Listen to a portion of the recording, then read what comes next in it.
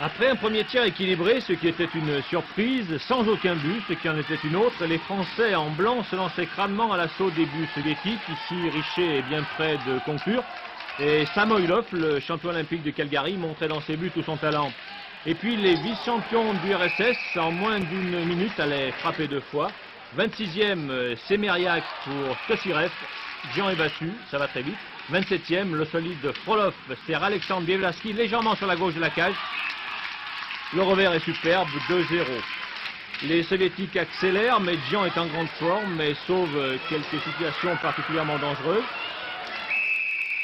Mieux, loin de céder, les Français vont revenir et de fort belle bannière. Yves Trettenant ici qui traverse toute la patinoire et s'en va marquer le premier but français, le but de l'espoir également.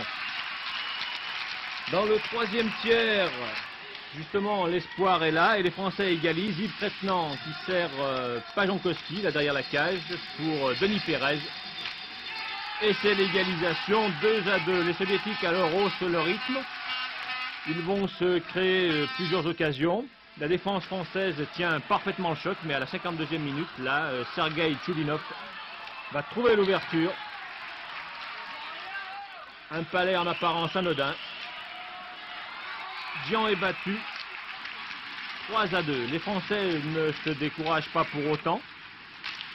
Ils sentent l'exploit à leur portée et n'hésitent pas à prendre leur chance lorsqu'elle se présente, comme ici.